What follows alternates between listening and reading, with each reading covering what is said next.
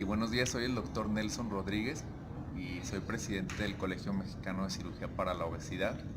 Eh, Somos la asociación principal en México, de hecho somos la única que agrupamos a todos los profesionistas para cirugía bariátrica, que somos los que atendemos pacientes con obesidad.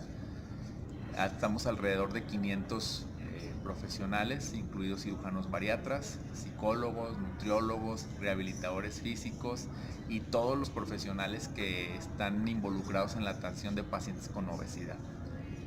Y bueno, lo más importante que queremos darles a conocer en este caso a todos nuestros pacientes y a nuestras autoridades es que en México existe un marco regulatorio para la práctica de la cirugía bariátrica, que la cirugía bariátrica, como lo comenté, es lo mismo que cirugía de obesidad. Y este marco regulatorio viene desde el año 1998, que fue cuando nació la primera norma oficial. Se revisa en 2010 y este año vuelve a ser revisada, donde ya se contemplan diferentes tratamientos, entre ellos ya de manera muy específica a la cirugía bariátrica, donde esta norma oficial que es la 008 SSA3 2017, la pueden buscar en internet, le va a decir pues a todas las autoridades, los pacientes, vamos a atender su necesidad. Entonces, en este caso, las normas especifican el proceso que debe llevar atención un paciente con obesidad, que en este caso cirujanos bariatras certificados, que debe haber un manejo multidisciplinario, que debe haber biólogos, psicólogos, rehabilitadores, anestesiólogos, donde van a hacer estas cirugías en hospitales que cuenten con toda la infraestructura. Puede ser en cualquier hospital, no son procedimientos ambulatorios, necesitan quedarse los pacientes 1 o 2 días para poderse recuperar. Entonces es muy importante que todos los pacientes conozcan que la cirugía bariátrica es una cirugía segura cuando se hace en un medio seguro, ¿sí? Donde se hace por gente entrenada, certificada, con insumos adecuados, calidad, con manejo multidisciplinario. Y si todo esto se junta, la seguridad de la cirugía es muy buena y el impacto a largo plazo en la remisión de enfermedades como diabetes, hipertensión y síndrome metabólico es bastante bueno, ¿sí? El paciente con diabetes logra que su enfermedad se congele, yo así le explico al paciente, y remita, ¿sí? Y que a lo mejor retrasemos la insuficiencia renal, retrasemos la retinopatía, los problemas derivados de esas complicaciones. Ahora, que es muy importante comprender, una cosa es el marco regulatorio, que ya tiene muchos años trabajándose, en este caso con la norma oficial, con certificaciones en cirugía bariátrica, y otra cosa es el marco legislativo, ¿sí? Que esto es algo bien importante, que queremos el apoyo de todos, de legisladores, de sociedad, de medios de comunicación, porque en nuestro país desde hace 3 años metimos como colegio una iniciativa para que la Ley General de Salud reconozca a la cirugía bariátrica como un tratamiento para la obesidad y que la obesidad ya se considere una enfermedad, ¿sí? Si ustedes han visto en los últimos meses, quizás semanas, han salido a los medios pues anuncios del sector salud como IMSS, ISSSTE, donde ponen las clínicas de cirugía bariátrica ya como algo, una realidad, un logro en este sexenio, que todavía falta mucho por hacer porque son clínicas nada más una en todo el país, ¿sí? Entonces, si no cambiamos ese marco legal y se incluye la cirugía bariátrica, no se va a poder tener acceso para los pacientes que no tienen los recursos en todo el país. Y como un ejemplo, en la Ciudad de México podemos tener a lo mejor 6 clínicas de este tipo, ¿no? A lo mejor una de gobierno del Distrito Federal, de ISSSTE, IMSS, pero en el resto del país no. Entonces, esto es lo que promovemos, que con este marco legislativo se sienten las bases para que haya un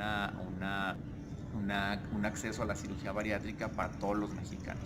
Entonces, esta iniciativa la tenemos todavía en el Senado.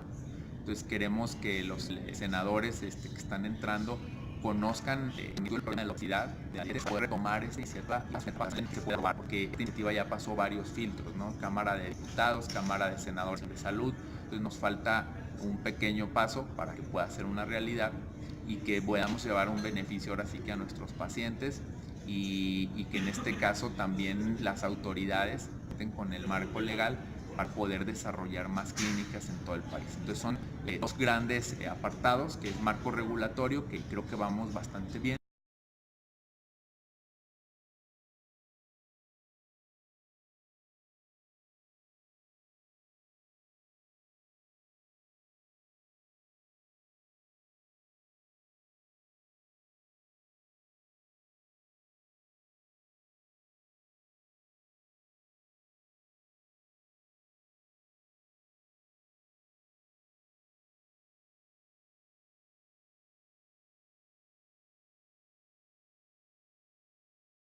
Hola, buenos días. Yo soy Miguel Herrera, cirujano bariatra del Instituto Nacional de Nutrición, Centro Médico ABC y actualmente presidente electo del Colegio Mexicano de Cirugía de Obesidad y Enfermedades Metabólicas. El día de hoy voy a participar en una reunión en donde vamos a analizar los alcances de la norma oficial mexicana para el tratamiento de la obesidad. Como en todas las especialidades, se empiezan a regular diferentes procesos y se busca a la seguridad de la cirugía. Y para esta búsqueda de la seguridad en un campo tan complejo como es la cirugía bariátrica, se han creado una serie de lineamientos que nos permitirán ofrecerles a los pacientes procedimientos con la mejor calidad. La norma oficial mexicana 008 para el tratamiento del sobrepeso y la obesidad. El objetivo de hoy es que podamos presentar y debatir la relevancia y las implicaciones de esta nueva norma que ha sido actualizada en pro del tratamiento de pacientes que padecen estas condiciones. Esta norma seguramente tendrá un impacto importante en los pacientes que hoy padecen estas enfermedades que son un serio problema de salud pública en México. Me complace presentar a los profesionales de la salud que nos acompañarán el día de hoy y guiarán la discusión y las presentaciones. El doctor Nelson Rodríguez, presidente del Colegio Mexicano de Cirugía para la Obesidad y Enfermedades Metabólicas, a quien le doy la bienvenida y para que empiece. También el doctor Miguel Herrera, presidente electo del colegio. Bienvenido, buenos días. Asimismo, nos acompaña el doctor Rafael Álvarez Cordero, fundador del Colegio Mexicano para la Cirugía de Obesidad y Enfermedades Metabólicas y un doctor. Es un honor. Bienvenido. Sin más preámbulo, le pido al doctor Nelson que nos acompañe al frente de esta sala, o si prefiere desde su lugar, doctor, para que nos comparta el mensaje de bienvenida. Gracias, lo hecho. Sí, muy buenos días a todos. A nombre del Colegio de Cirugía para la Obesidad les doy las gracias por haber tomado ahora sí que una parte de su tiempo para podernos acompañar el día de hoy. Y bueno, el objetivo de esta reunión es que todos ustedes puedan ser portavoces de lo que nuestra asociación hace en beneficio de los pacientes que tienen problemas como la obesidad y las enfermedades metabólicas. La obesidad, como todos hemos estado dándonos cuenta en los últimos años, es uno de los principales problemas que tenemos en nuestro país. Y bueno, de los últimos quizás 40 años han marcado mucho la historia, porque antes los pacientes en nuestro país, las principales causas de muerte eran por enfermedades infecciosas y actualmente son problemas de obesidad y de enfermedades relacionadas como la diabetes, ¿sí? Estamos teniendo causas de muerte principalmente por complicaciones de la diabetes y complicaciones de la obesidad, y nuestra asociación está enfocada a tratar esos pacientes que tienen obesidad y que tienen enfermedades metabólicas, principalmente como la diabetes mellitus tipo 2, para que a través de procedimientos quirúrgicos, como los ya conocidos bypass gástrico, manga gástrica, entre otros, puedan mejorar su calidad de vida y lograr reducir el factor de riesgo y que los pacientes en este caso no tengan complicaciones derivadas. Entonces, para nosotros es muy importante su presencia y que lleven este mensaje a los pacientes, a las autoridades sanitarias, autoridades hospitalarias, que el Colegio Mexicano de Cirugía para la Obesidad está preocupado y comprometido para que los procedimientos sean cada vez más eficientes y sean más seguros y que los resultados sean buenos para nuestros pacientes. Y el día de hoy, bueno, queremos presentarles un poco de lo que es el tratamiento quirúrgico, lo que es la obesidad y lo que es el marco regulatorio que tenemos actualmente en nuestro país para decirnos cómo debe ser el proceso de atención de un paciente que tiene obesidad y que se va a someter a una cirugía bariátrica, así como también darles a conocer algunos retos pendientes que tenemos en materia de cirugía bariátrica. Entonces, para dar continuidad a la presentación del día de hoy, pues quiero ceder la palabra al doctor Miguel Herrera.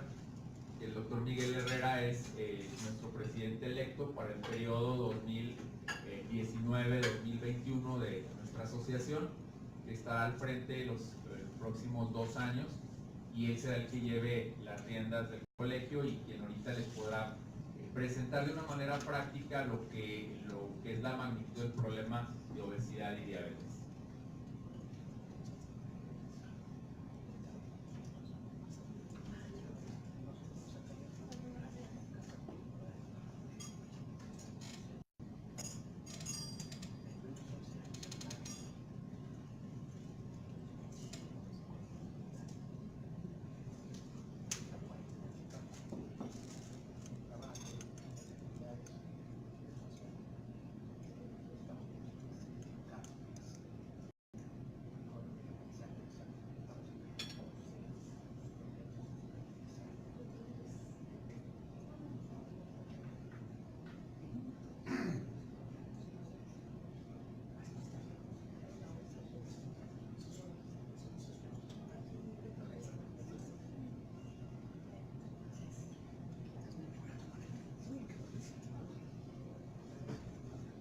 Probablemente como preámbulo a la discusión de la norma a la que se refería ya el doctor Rodríguez, podamos analizar cuál es el problema, cuál es la razón por la que estamos todos tan interesados en discutir esto. Esta es una tablita que analiza cuál es la prevalencia mundial. Y si ven ustedes, llama la atención de que a pesar de ser un país en que tradicionalmente se ha considerado un país de gente desnutrida, ahora nos hemos convertido en un país que tiene una alta prevalencia de obesidad. Y en realidad esas estadísticas no se aplican exclusivamente a obesidad, sino que incorporan dentro de una misma categoría sobrepeso y obesidad. Pero aún así, el lugar que ocupa México dentro del... perdón, pero aquí no puedes decir entrar a la red.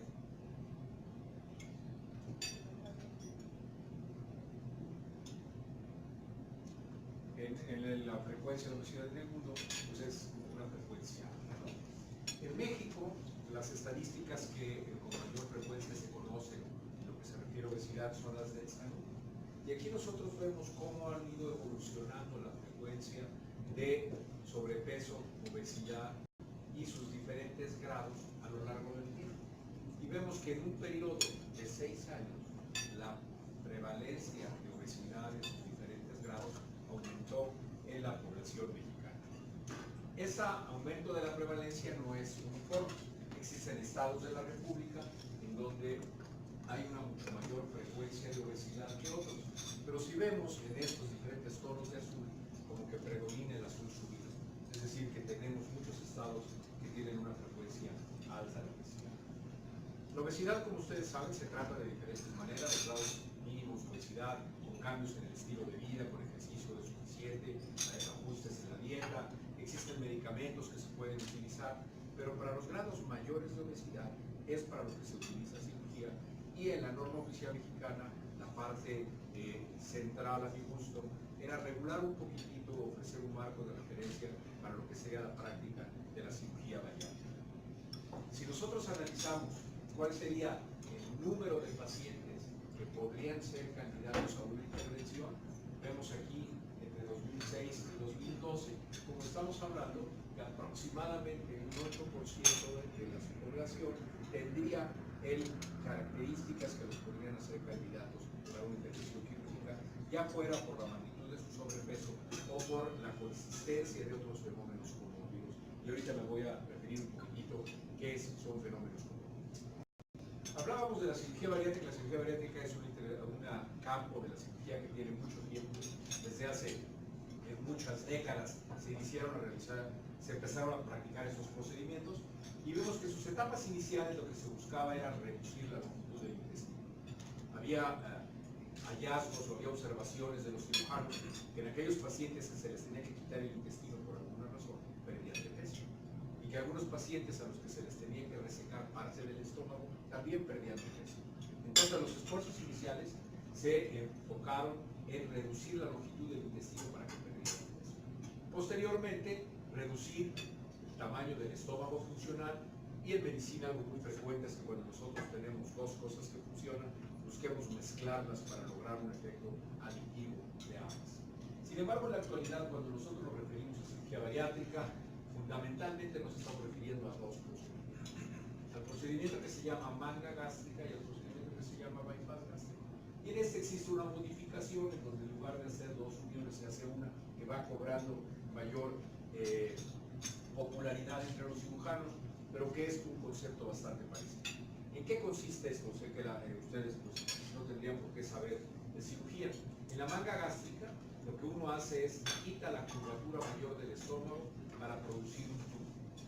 Y en el bypass gástrico divide uno el estómago para que quede la mayor parte de este excluido y que el pequeño reservorio que queda unido al esófago se pueda unir al intestino para que de esta manera la comida no pase por el estómago, no pase por la parte proximal, por la parte superior del intestino y llegue hasta la parte distal. Se siguen buscando nuevas intervenciones, se trata de reducir costos, de hacer mejorías en las complicaciones que puedan tener, pero hasta la actualidad, pues esos serían los procedimientos básicos. Y el origen de la cirugía bariátrica era buscar el control del peso. Si nosotros hubiéramos tenido esta reunión hace 30 años, de lo que estaríamos hablando es de kilos, y todo se centraba en cuanto a los kilos que tendrían las personas. Y por ejemplo, vemos en estudios como este, que es un estudio muy sólido porque proviene de Suecia, en donde los pacientes tienen un número de registro que se utiliza para todos los eventos de la vida, de tal manera que no se pueda perder. Vemos que los resultados de las operaciones en global, si ahorita dejamos de analizar cuál es una y cuál es otra, son superiores a la de los pacientes que no reciben tratamiento. Y ya si queremos analizar un poco más los detalles de las curvas, que hay una pérdida de peso muy significativa en los primeros 2 años, que después los pacientes ganan un poquito de peso, que aquí es donde la mayor parte de los grupos están haciendo esfuerzos para evitar de que esto se vaya a prolongar en el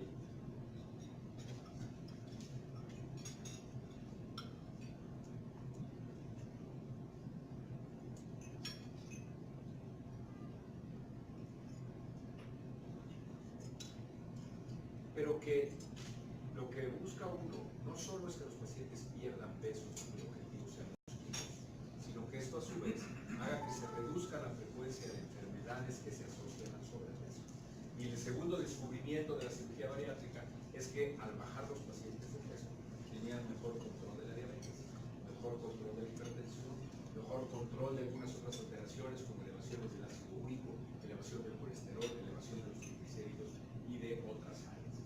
Y en particular se enfocó hacia la diabetes, tomando en cuenta que al igual de la obesidad es una enfermedad crónica que va aumentando en frecuencia y que resulta un gran problema de salud en la mayor parte de los países.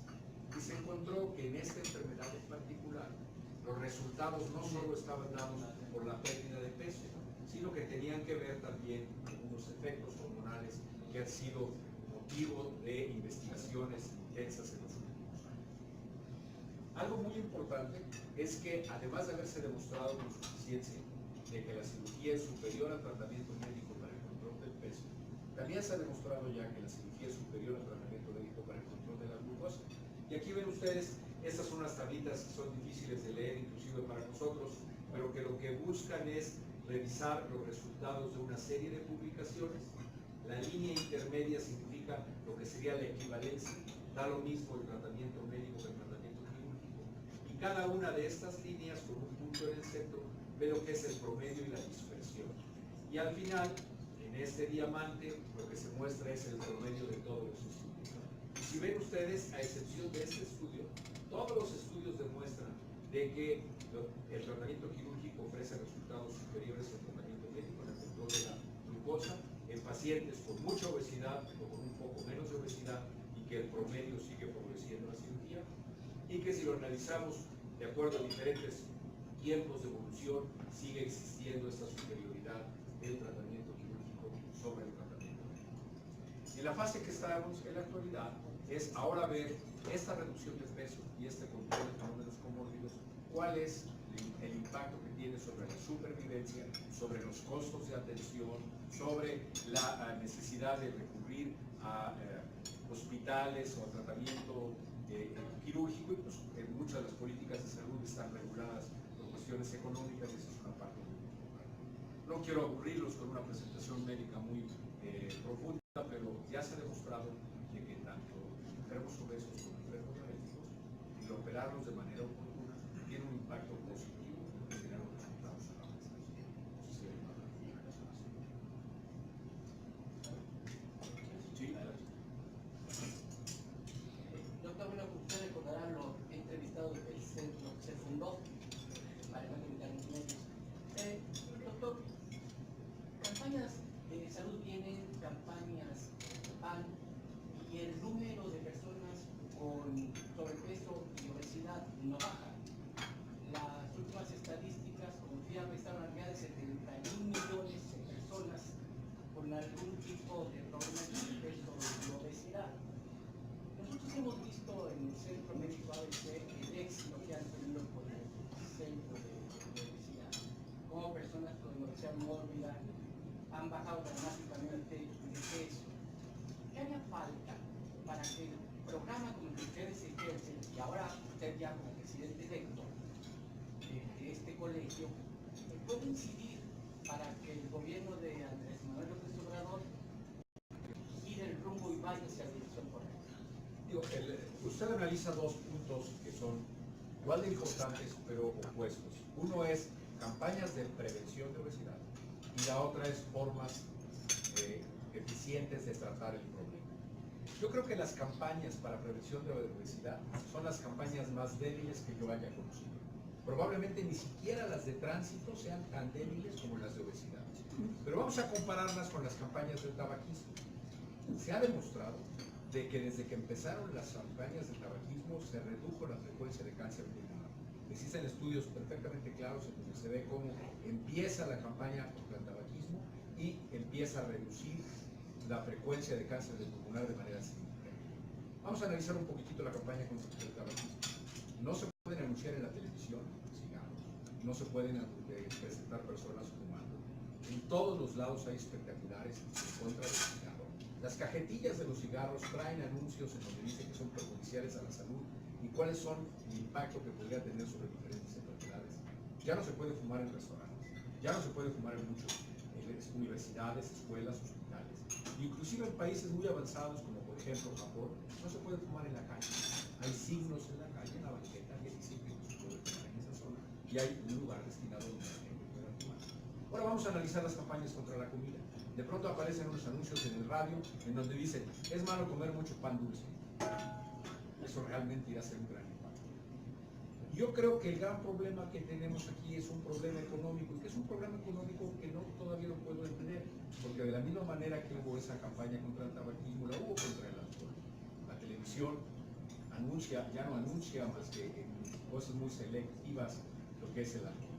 Sin embargo, en la comida no existe ninguna restricción, estamos llenos de anuncios de refrescos, de comida chatarra, de muchas cosas, se pueden comer en cualquier parte, se pueden vender en las escuelas, forman parte de la alimentación de nuestro país. Y eso es lo que hace que no se haya podido resolver el problema. En una reunión reciente escuché a un investigador del Reino Unido que hablaba sobre estas campañas y decía que las campañas no tan solo eran eficientes si se pensaban en la edad escolar, sino que si las lograban migrar a la edad preescolar, todavía podrían tener un mejor efecto. Creo que, de acuerdo a lo que tardan este tipo de cosas y su repercusión, estamos muy lejos de poder ver el impacto que puedan tener campañas sobre la universidad. Pero su punto es muy válido. Yo presento en una plática siempre diapositivas en donde están unas personas sacando basura de un río. Y llega un momento en que se aburren porque son muchas, porque necesitan más, porque está muy pesado el trabajo. Y una le dice a la otra, oye, ¿no sería mejor que subiéramos a ver quién está tirando la basura allá arriba y la paráramos? Porque aquí probablemente jamás vayamos a resolver el problema recogiendo la basura. Hay que evitar que lo hagan allá. Entonces creo que ese sería un punto importante para el problema. Perdón, desde la perspectiva del Colegio Mexicano, ¿cuáles serían los puntos que tendría que tener una campaña efectiva? El colegio está enfocado fundamentalmente en la segunda parte que preguntaba, es la parte del tratamiento. Existe interés en campañas de prevención, pero si ustedes ven es el Colegio Mexicano para la Cirugía de la Obesidad y Enfermedades Metabólicas, y la cirugía entra dentro del rubro de los tratamientos. Entonces, en este momento, yo no conozco que haya alguna iniciativa para una campaña, pero el doctor Rodríguez nos podrá confirmar si es que ya lo hay, sino que lo que busca es fundamentalmente ofrecer intervenciones quirúrgicas seguras y intervenciones quirúrgicas rodeadas del cuidado perioperatorio que se necesita y tratar de poner estas formas de tratamiento en un mayor número de personas. Doctor, usted mencionaba de superficies de atención y ahora es el nuevo enfoque. Sobre eso, ¿qué resultados han tenido? Los resultados sobre supervivencia están demostrados, en particular en pacientes diabéticos, que con menor frecuencia hacen daño renal, con menor frecuencia hacen catarata, con menor frecuencia de una alteración en el ojo que se llama retinopatía y que efectos también cardiovasculares en la estructura de la circulación coronarias también tiene un efecto positivo. Eso está demostrado de que reduce la mortalidad. En los costos es más complejo, porque depende de los sistemas de salud. Por ejemplo, si analizáramos cuál es la repercusión de una operación de obesidad sobre el costo de la atención de un paciente en Suecia, vemos que después del primer año se iguala el costo que hubiera sido tratado médicamente y quirúrgicamente, porque el sistema de salud no tan solo cubre el tratamiento, sino cubre las incapacidades, las consultas, los medicamentos, una serie de cosas. En otros países, en donde los sistemas de salud cubren una parte, los seguros de gastos médicos cubren otra parte, el impacto es un poquito menor. Sin embargo, aquí tenemos un experto en lo que es economía. Yo no sé si quieres aprovechar para comentar los estudios que se han hecho en México del impacto que tienen las pequeños costos. Sí, gracias, doctor. Dos comentarios rapidísimos. Hace algunos años se publicó un estudio de cuál era el costo de la obesidad para México y en ese momento se estimó que con el tratamiento y con la tendencia que en ese momento se observaba, el costo para el sistema de salud mexicano de esta enfermedad iba a fluctuar entre 250,000 y 200,000 millones de pesos, cifra que es bastante elevada. El año pasado, antepasado probablemente, el INCO publicó un estudio en el que se mostró cuál era el costo atribuible a la diabetes causada por sobrepeso y obesidad, y en donde encontraron que el costo era de como de 85,000 millones de pesos, y no solo eso, había una repercusión importante también en los costos indirectos de la salud, en donde se estimaron 400 millones de horas laborales perdidas por esta enfermedad, y en donde el costo total de la diabetes, que como lo dijo el doctor, está muy fuertemente vinculada a la obesidad, equivalía al 2.25% del PIB. Estas cifras seguramente ustedes ya las conocen. No es nuevo poner sobre la mesa el costo elevado tanto directo como indirecto de estas dos enfermedades, y justo eso es lo que nos trae aquí el día de hoy. ¿Alguna otra pregunta? Bien, pues a lo largo de la jornada se va presentando con más estoy para servirles. Bueno, para dar seguimiento a la presentación, sí es importante retomar lo que comentaban al final el doctor Miguel Herrera acerca de que la cirugía bariátrica, el enfoque que tiene es tratar ya una enfermedad, no es un enfoque de primer nivel de atención de tipo preventivo, donde los especialistas en realidad son los salubristas, los médicos de salud pública, los que diseñan ese tipo de estrategias para prevenir obesidad. Sin embargo, sí quiero dejar bien claro que la cirugía bariátrica sí tiene un enfoque también preventivo cuando hablamos de complicaciones de enfermedades metabólicas como principalmente diabetes. Entonces, si nosotros intervenimos, operamos un paciente diabético, no es obviamente dejar al paciente para operarlo cuando ya tenga complicaciones, ¿no? El paciente ya tiene insuficiencia renal, ya es hipertenso, ya ha tenido a lo mejor algún infarto, pues no va a ser el mismo impacto que operar a un paciente diabético en los primeros años, donde sí vamos a lograr una prevención de las complicaciones y de que las complicaciones o no aparezcan o se retrase la aparición de las mismas. Entonces la cirugía como tal, la cirugía bariátrica y metabólica, que también así se conoce y es correcto llamarla, en ese segmento de pacientes, yo siempre le explico al paciente, vamos a congelar tu enfermedad y hacer que un tiempo desaparezca, ¿sí? Porque no hablamos de curarlos, la cirugía tampoco cura la diabetes, pero sí previene la progresión. Entonces es donde tenemos ya un efecto de tipo preventivo, que es lo que nos va a dar un ahorro, como lo que nos explicaban, en la atención de pacientes con diabetes, ¿sí? Y sus complicaciones. Y a lo mejor la manera más objetiva de entenderlo también podría ser hablar de días cama, o sea, cuánto nos representa a lo mejor un paciente diabético con complicaciones, cuántos días ocupa al año de una cama en hospital, ¿no? A lo mejor puede ingresarse de pronto por una descompensación de la glucosa, ya pasó 2-3 días, a lo mejor ya hizo una úlcera de pie diabético, ya estuvo una semana ahí, no se diga cuando ya tienen complicaciones renales, que eso es de lo que más gasto generan. Entonces el paciente puede llevarnos 10, 14 días de estar ocupando camas de hospital en el sector salud privado, que si el paciente lo operáramos a tiempo, pues no va a estar ingresando tantas veces al hospital, ¿no? Entonces es importante ver ese sentido que sí tendría un enfoque preventivo la cirugía bariátrica en la evolución de las complicaciones. Y bueno, retomando lo que es la regulación, el marco regulatorio, yo les explicaba que el marco regulatorio se ha venido construyendo desde hace muchos años. Y la cirugía bariátrica empezó desde 1950, 1954, los primeros procedimientos.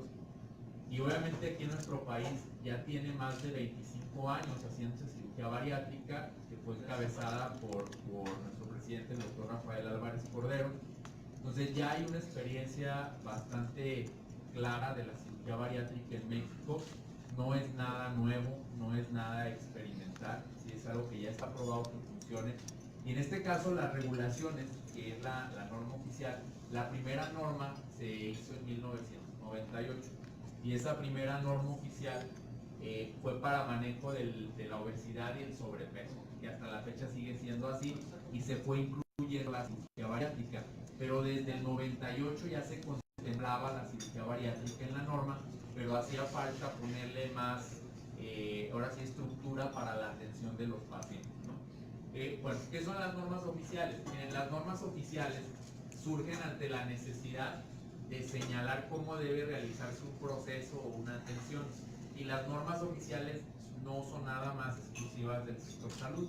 Hay para todos los rubros, ¿no? En ingeniería, en arquitectura, y en este caso en salud, pues la norma oficial mexicana, el encargado es la Secretaría de Salud para emitirlas, ¿sí? Y las normas oficiales mexicanas, en este caso, son regulaciones técnicas que son de observancia obligatoria y que todos debemos seguir los lineamientos que las normas dicen, porque están hechas por expertos que obviamente hicieron revisiones extensas del tema y ellos vieron cuál es el mejor proceso para que se atienda una necesidad, en este caso un paciente, ¿no?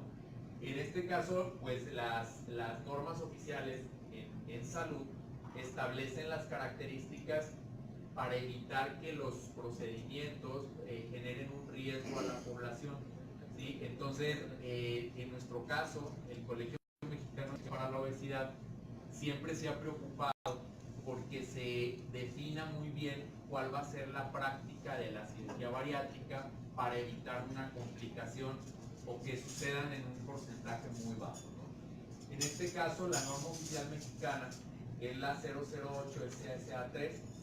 El 2017 es el año donde se va revisando, ¿sí? La anterior era 2010, por ahí la van a encontrar.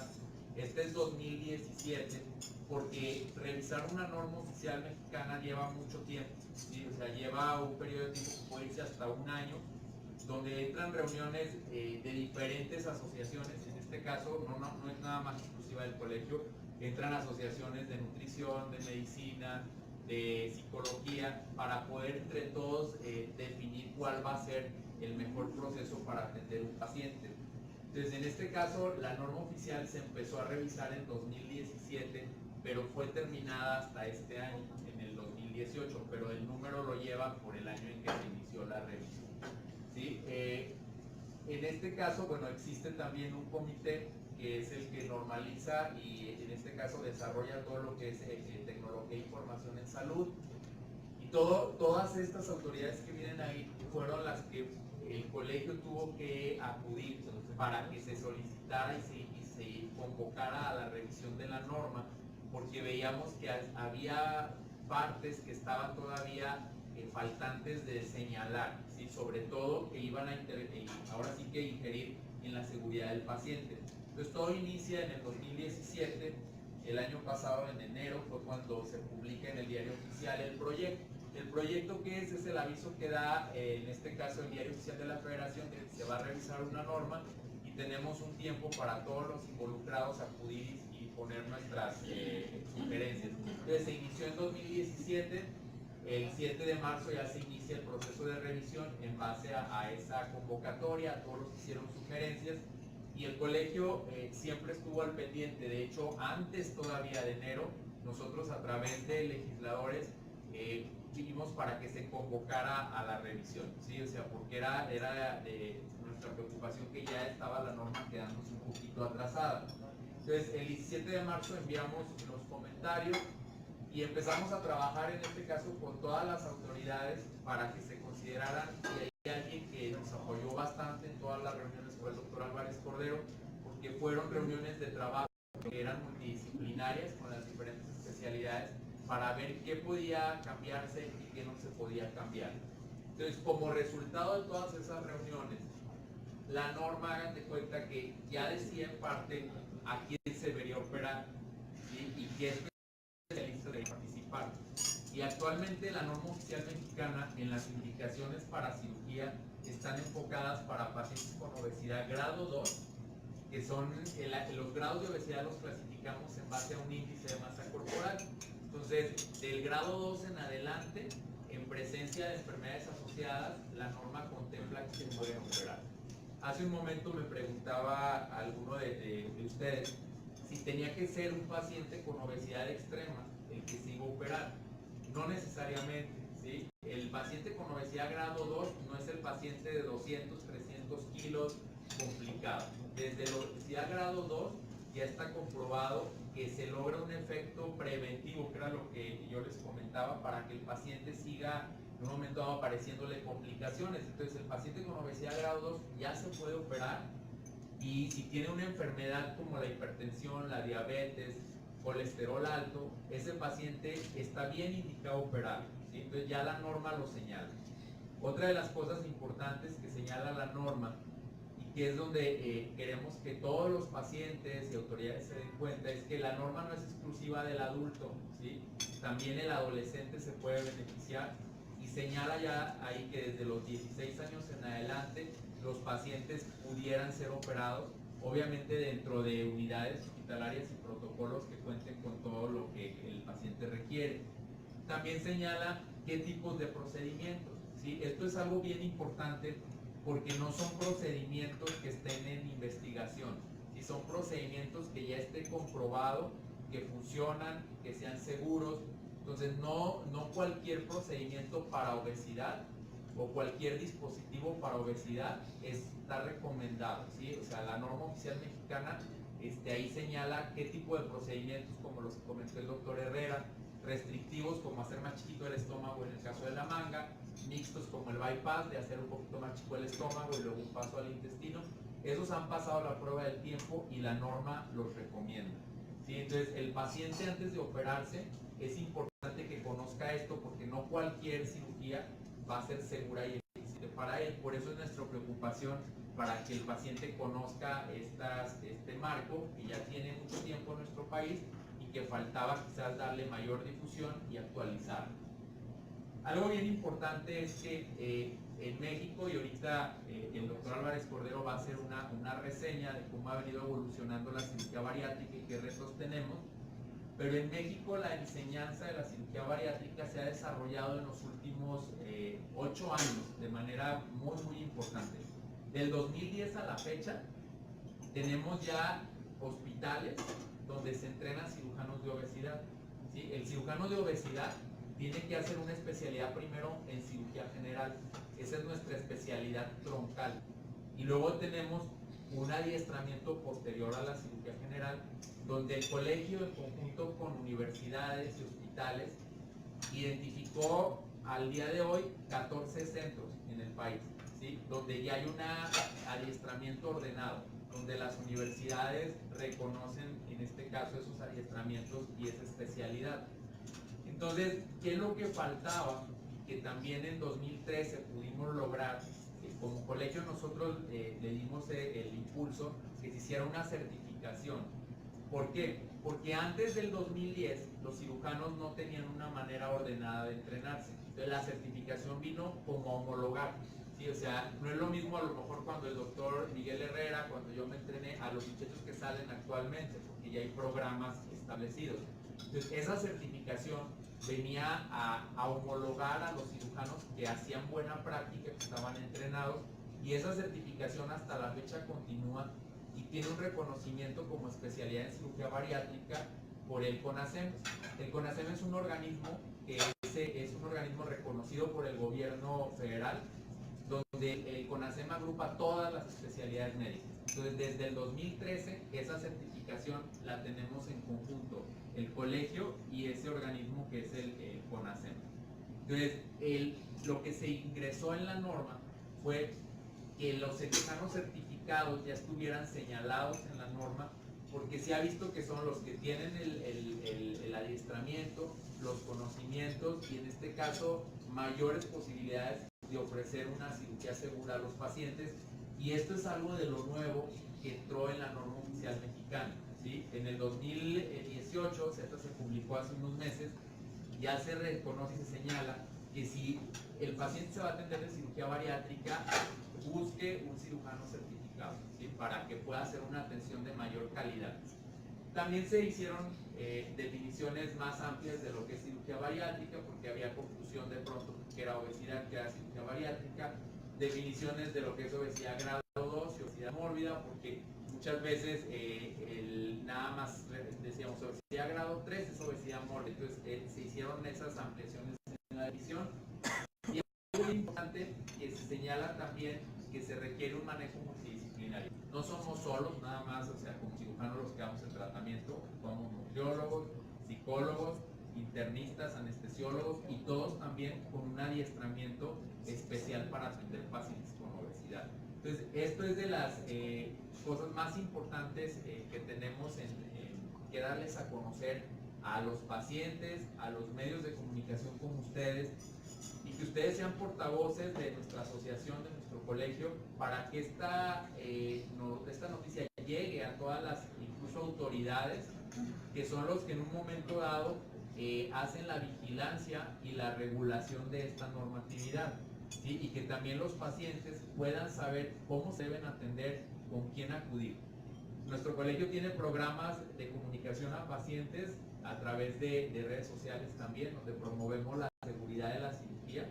Tenemos una página enfocada a eso que se llama Cirugía Bariátrica Segura, que está en la red social de Facebook, donde nosotros vamos haciendo mensajes enfocados a que el paciente busque dónde atenderse y por quién atenderse.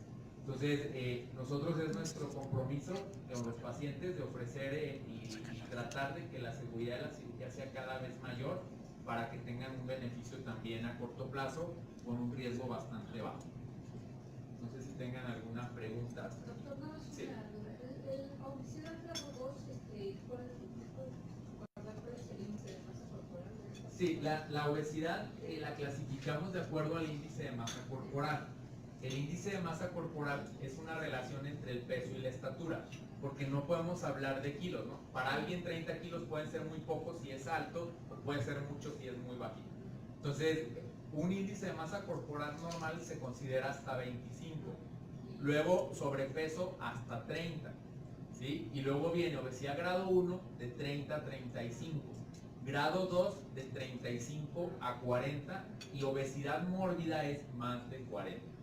¿Sí? Ahora, la norma señala que si el paciente tiene obesidad grado 2, ya puede ser candidato si tiene una enfermedad asociada. También hay guías de práctica clínica hechas aquí en México, avaladas por el sector salud, donde recomiendan a la cirugía para el paciente con obesidad y diabetes, incluso obesidad grado 1, ¿sí? Que también está contemplado, no aquí en la norma porque esta no es específica para diabetes, ¿sí? Pero hay una guía de práctica clínica del sector salud donde la contempla. Si tienes obesidad grado 1 y diabetes de difícil control, puedes ser candidato a cirugía. Doctor, tengo una pregunta. Sí. La medicina avanza con una gran rapidez, pero las normas oficiales mexicanas no se actualizan en la misma proporción. Esto se lo pregunto por la forma en que actualmente se cumple el acto médico. Entonces, ¿cómo pueden incidir los colegios que ustedes encabezan para que esto pues, se actualice de manera más frecuente y ustedes queden protegidos por la ley? Sí, de hecho, como les comenté, en el 98 fue la primera norma y pasaron 12 años para la revisión y se hizo hasta 2010. Y de ahí ya llevábamos 7 años sin revisión. Las normas se recomienda se revisen cada 5 años por lo que usted comenta, porque la medicina va avanzando y de pronto tenemos que incluir nuevas cosas.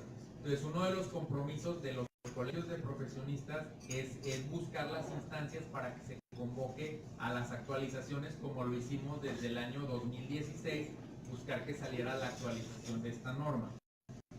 Nosotros no tenemos carácter regulatorio, pero sí buscamos que en un momento dado se haga una práctica y que se revisión. Entonces, ahí nuestro compromiso como asociación estar buscando que se estén renovando cada 5 años por lo menos, ¿no? Y es algo que estamos comprometidos a hacerlo y pues yo creo que es parte del trabajo que hicimos que se haya revelado en 2017. Pero obviamente para fines ya legales, como usted comentaba, para lo de acto médico, pues también, aparte que se basa en la NOM, pues se basa en guías de práctica a nivel internacional o guías de práctica clínica, que esas pueden ser revisadas antes, ¿sí? Y es lo que les comentaba, que hay muchas guías de práctica clínica que son ya más amplias que la norma, ¿sí? Hay guía de práctica clínica para el adulto que se va a operar de cirugía bariátrica, guía de práctica clínica para el adolescente, guía de práctica clínica para el diabético por obesidad grado 1. Entonces, por eso nada más son las normas las que van a marcar en este caso el entorno legal. Entonces, ¿eso fue suficiente para la información todavía que ustedes como colegio consideran que no se está tomando en cuenta? Sí, mira, voy a hacer el uso de la palabra al doctor Rafael Álvarez Cordero, que él lo que va a explicar ahorita es todavía los retos que nos hacen falta en el gremio y en el campo de la cirugía bariátrica, porque no es suficiente todo lo que se ha hecho. Hay una parte que tenemos todavía pendiente, que es esto es hablar de marco regulatorio, pero está el marco legislativo. Sí, que el marco legislativo está pendiente todavía salir adelante una iniciativa que está en el Senado, donde buscamos que ya el tratamiento de la cirugía bariátrica sea reconocido en la Ley General de Salud. Porque actualmente, aunque hay guías y hay normas, la Ley General de Salud no lo contempla.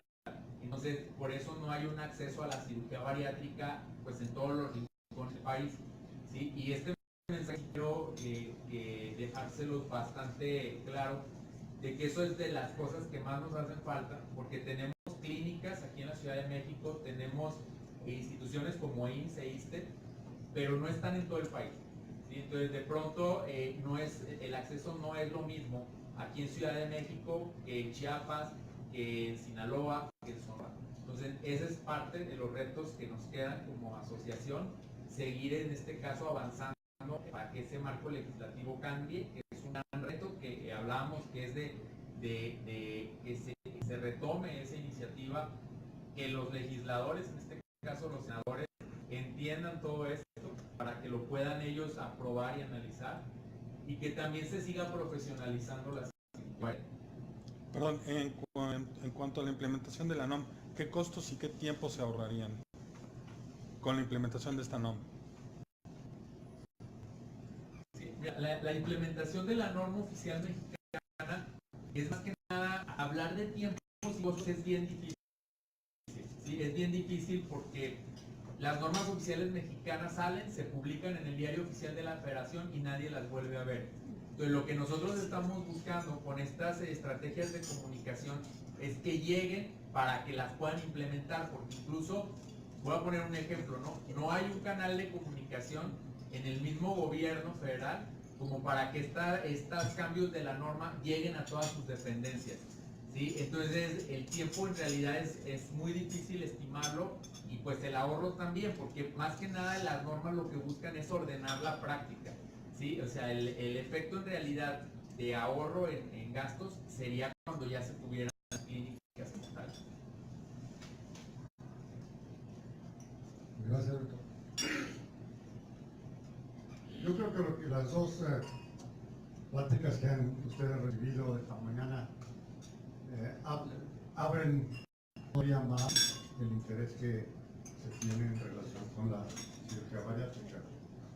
Yo en lo personal me siento muy contento cuando veo a los compañeros de los medios de comunicación, porque hoy más que nunca son los que pueden dar el cambio en dos sentidos: de información adecuada, evitando las falsas informaciones, y de educación para la salud.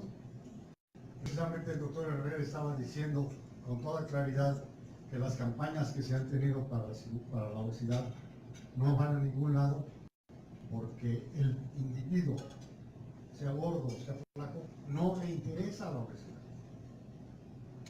Porque cuando se presenta una cosa que se llama emergencia epidemiológica para obesidad, si yo les pregunto a ustedes qué significó eso para cada uno de ustedes, no lo podemos saber. Entonces, la falta de educación en relación con la salud y concretamente en la obesidad hace que el 70% de los obesos ni siquiera se preocupen de eso y crean que son sanos, con los costos que ya dijo el doctor Herrera. Entonces, una de las cosas maravillosas que ustedes pueden hacer es educar en salud. Nosotros hemos insistido mucho en que el problema de la obesidad no nace a los 45 años, como dice la norma, cuando se dice que se debe descubrir la diabetes a los 45 años. Los niños de 3 años con sobrepeso tienen síndrome metabólico y van a ser diabéticos, se van a morir. Entonces, ese es un problema generalizado que lleva a lo que nosotros ahora estamos viendo en ese primer lugar, segundo lugar que tenemos en la Universidad Mundial. Respecto a la cirugía de la obesidad, lo que hemos podido lograr, primero con lo que se llamó la Sociedad de Cirugía de la Obesidad, que se transformó en colegio, es poco a poco ser reconocidos, primero en el medio médico y luego en el medio oficial, como un grupo de trabajo que tenemos pasión por hacer bien las cosas. El hacer las primeras cirugías, cuando comenzamos hace 45 años, no había normas, no había reglas, e incluso los libros de cirugía, a mí me tocó escribir todavía un libro de cirugía que decía en el año 70 y tantos que la obesidad es una contraindicación para operar. De manera que todavía en el Centro Médico Nacional, cuando alguien tenía una enfermedad de la vesícula, decían: bájese de peso, señora, y entonces lo operan. Así estaba la idea de lo que era la cirugía de la obesidad. Comenzamos a hacer la cirugía y, como ustedes han escuchado por el doctor Herrera, poco a poco se han precisado, primero, las indicaciones de los pacientes; segundo, las técnicas que se están haciendo; tercero, una evaluación cuidadosísima de cuáles son los resultados. Los miles de estudios que se han realizado a nivel nacional e internacional respecto a los resultados de obesidad son de los mejores que ha habido en todo el mundo, con una rigidez y una precisión que no deja lugar a dudas, y por eso nosotros podemos afirmar que estas son las operaciones buenas. Y por eso también podemos confirmar que cuando una persona se opera, le ahorra a su bolsillo tantos más cuantos dólares por todas las operaciones o por todas las complicaciones que dejó de tener después de bajar de peso. Después de estar realmente satisfechos de lo que estamos haciendo como médicos, nos damos cuenta que la norma, las reglas que tiene nuestro gobierno, necesitan actualizarse, y era lo que decía el doctor Nelson Rodríguez. Nuestros amigos diputados y senadores ya han tenido contacto con nosotros, vamos una y otra vez para decirlo, pero ustedes saben que allá en esos lugares la velocidad con la que se mueven las cosas no siempre es la mejor, porque sí creo que es necesario que se haga un exhorto para que las leyes incluyan esto de una manera generalizada. Voy a dar un ejemplo de lo que digo que falta. A nosotros nos interesa, junto con la obesidad, el problema de la diabetes. La Asamblea Legislativa del Distrito Federal logramos en el año 13 que se publicara lo que se llama la ley de diabetes. ¿Qué es lo que hace la ley de diabetes? Una cosa muy sencilla, que todos los niños estudien antes de entrar a la primaria con algo tan elemental como se llama, con una cartilla metabólica.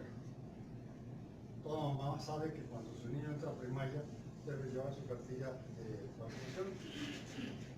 Si hacemos una cartilla metabólica de lo que pesamos, medimos y evaluamos al niño, vamos a identificar a los que tienen sobrepeso y obesidad. Esa cartilla metabólica está publicada en la ley. Y si ustedes han sabido que alguien ha usado, no sé, ¿por qué no se ha implementado? Entonces sí tenemos que seguir insistiendo y precisamente la voz de ustedes en los medios de comunicación es la que puede llevar a que se haga ese cambio que estamos esperando. Nuestra cirugía de obesidad tiene su lugar, está muy bien ubicada, necesita tener todavía más el respaldo oficial o legal que necesitamos.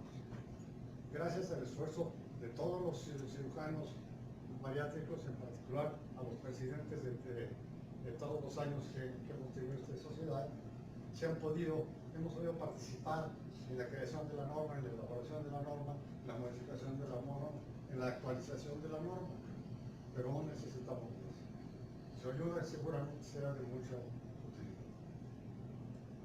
Doctor, ¿tendremos la cifra aproximada de cuántos millones de mexicanos tienen obesidad mórbida? No. Seguramente hay unas cifras que puede tener, pero yo no. Y la otra, fíjese doctor, que me ha tocado conocer compañeros, personas que ya se han hecho el procedimiento, ya sea balón o manga, y por desgracia tienen recaídas. Es decir, nuevamente Perfecto. aumenta. Creo que es un punto muy importante y lo tratamos de poner. ¿Por qué el paciente porque no ha sido estudiado suficientemente? El tener nosotros un grupo multidisciplinario nos permite saber que en muchas ocasiones detrás de la obesidad hay otros problemas psicológicos, mentales, etc., o de relaciones familiares. Entonces, la decisión de la cirugía no es decir, tú pesas tanto, mañana te opero. Sino tú pesas tanto, evalúo cuál es la causa de que hayas tenido. La causa es genética, la causa es social, la causa es un conflicto con tu mamá, la causa es el conflicto con el marido. Todas esas causas hacen que sea más difícil que un individuo que tiene 40 años o 30 años de tener obesidad cambie su estilo de vida. Entonces, junto con la cirugía o después de la cirugía, es necesario el seguimiento para saber que realmente está habiendo un cambio. La cirugía esta o cualquier otra nunca tendrá un 100% de éxito precisamente por esto que acabamos de decir. Pero lo que dijo el doctor Herrera es muy importante. Haciendo números, el resultado de la cirugía bariátrica es profundamente satisfactorio. Doctor, hace un momento se mencionaba que ni siquiera hay un canal de comunicación para decir sobre estas modificaciones en los diferentes sistemas de salud. ¿Cómo se atiende esto en los diferentes sistemas de salud o qué faltaría para que se atienda de manera? Bueno, teóricamente, en el momento que sale una ley o una norma, debe ser de aplicación universal, debe estar publicada en el diario oficial, pero de ahí a que sea absorbida por el gobierno de Chihuahua, por decir algo, pues no depende de otra cosa, sino de que el interés del secretario de Salud de Chihuahua esté al tanto de todas las normas y todas las modificaciones.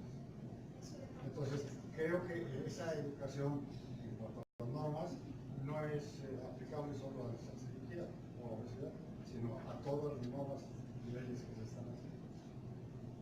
En este caso, el canal de comunicación oficial es el diario. Es el diario oficial de la federación, pero ahí se publica todo. Entonces, en cuestiones de salud y principalmente de este tipo de temas, de normas oficiales, pues los responsables somos en realidad los colegios, las asociaciones involucradas en el tema, ¿no? Y ese es el objetivo de este tipo de reuniones.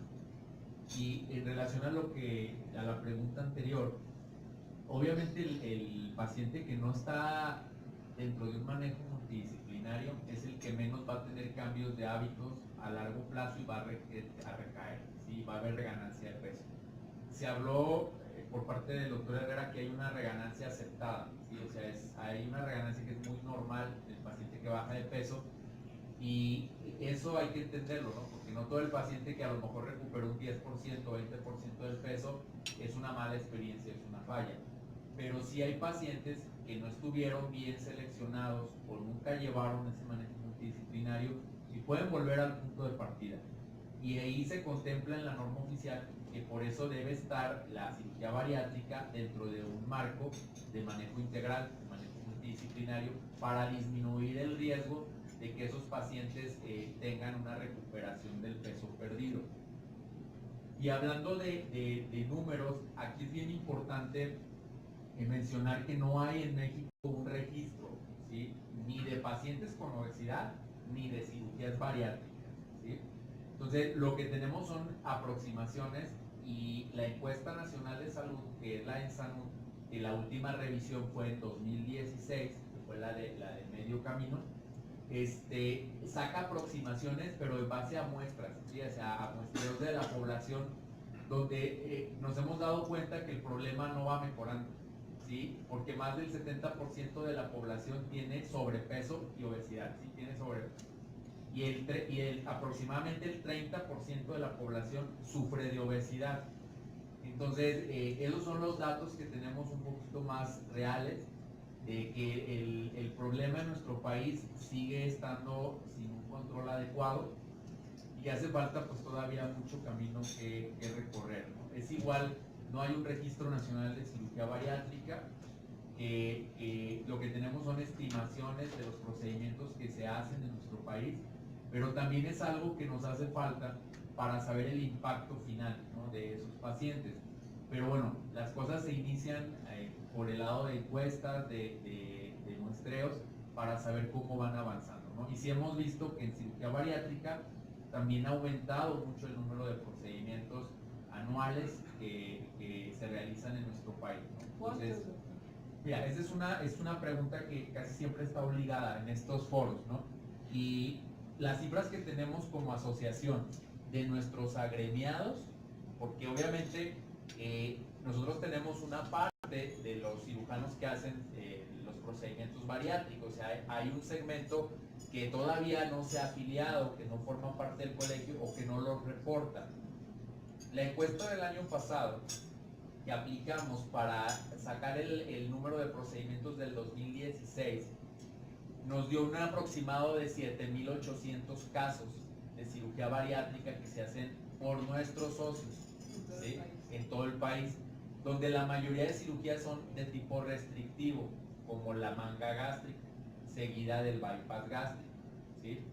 Sin embargo, hay estimaciones nacional que se sacan en conjunto con la industria por los consumos de dispositivos médicos, donde esa cifra se duplica, ¿sí? Entonces, se estima que hay entre 16.000 y 18.000 casos de cirugías bariátricas al año.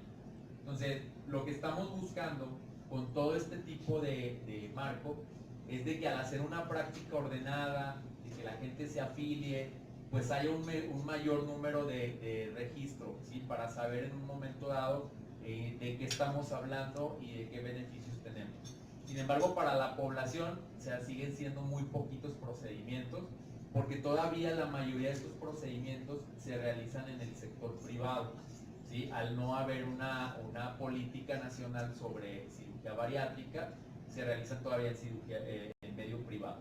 Entonces, eso es lo que tenemos hasta el día de hoy de números de obesidad y cirugía bariátrica. Entonces, digamos que la norma sugiere, pero lo que necesitamos es reforzar la Ley General de Salud, donde dice que ni siquiera se contempla la cirugía bariátrica, y probablemente con esta ley podríamos tener los registros que no tenemos. Eso es como sería la parte de lo que iba a comentar que no tenemos, como los retos. Exacto, esa es una parte. Pero creo que la otra parte es muy importante, lo dijo el doctor Herrera, también lo dijo Nelson, y yo lo repetiré una y otra vez. Nos falta como mexicanos educación en salud. En algún momento yo tuve en una sesión que era 300 personas,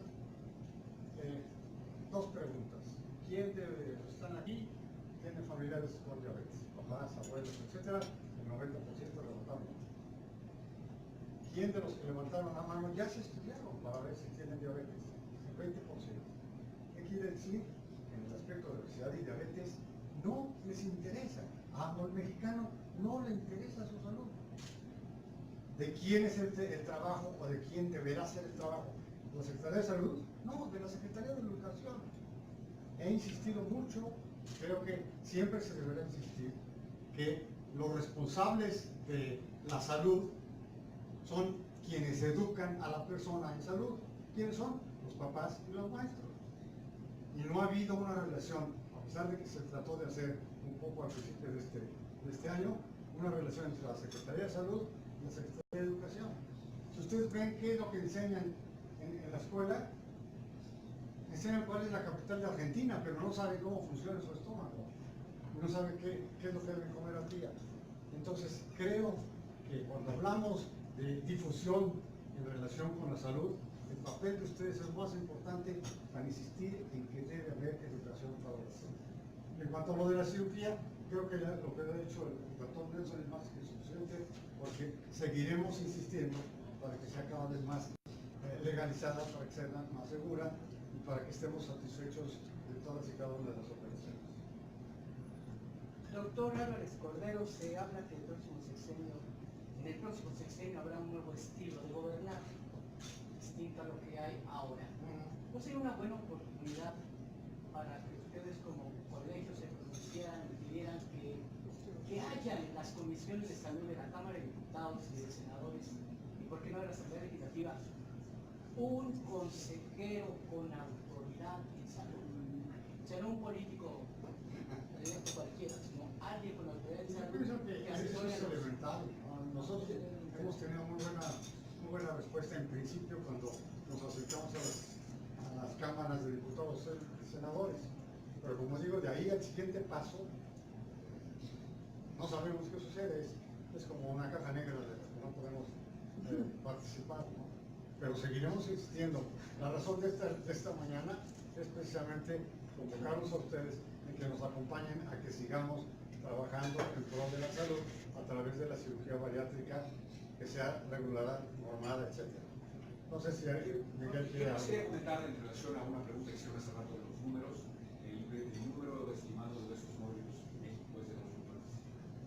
Bueno, se toma población adulta mayor de 20 años. Y esto, si se hace población adulta de 18 a 65, probablemente fueran 2.4 millones. Y el número de pacientes sería de unos 7 millones. Entonces, en realidad hay números que a través de las estadísticas que ya hemos mencionado se conocen. Y sí es una población significativa la que pudiera beneficiarse de esta modalidad.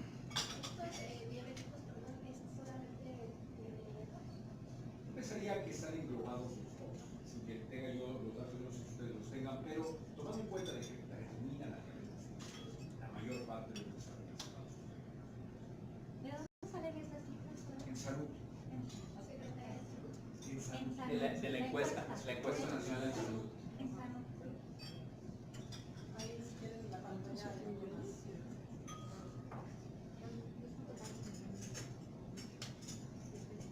Bueno, esos son los datos ahí, son resultado de la encuesta nacional de salud.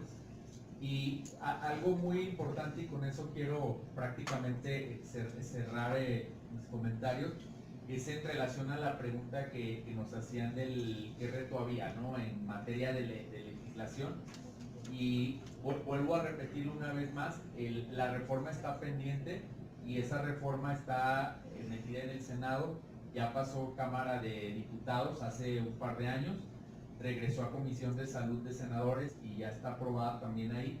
Hace falta nada más que salga al Pleno, pero ahorita con el cambio pues de la Asamblea Legislativa, pues estamos haciendo otra vez una labor de cero para que la retomen, ¿no? Entonces la semana pasada estuvimos ya con algunos de los senadores de esta Asamblea, haciéndoles ver pues la necesidad, pero eso es algo que vendría a favorecer que haya un acceso a la cirugía bariátrica en mayor proporción y en todos los lugares del país. Entonces esa reforma a la Ley General de Salud está pendiente.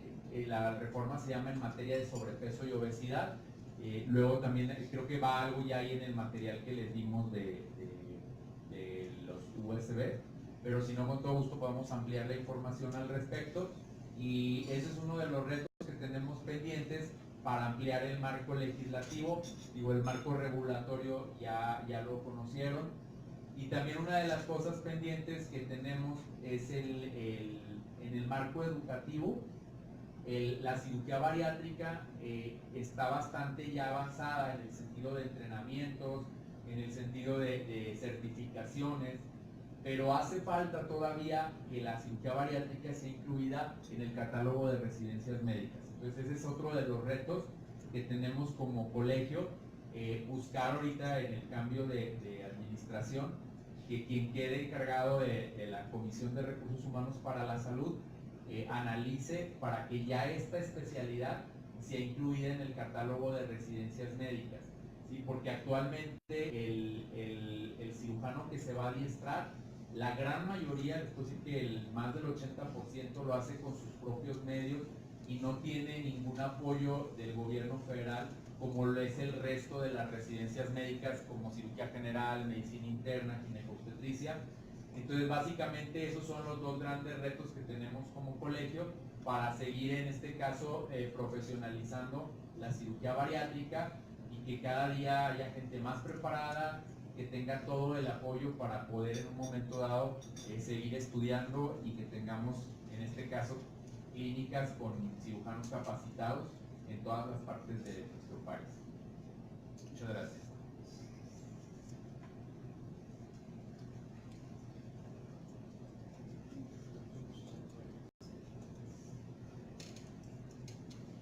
¿Alguien más tiene alguna otra pregunta, perdón?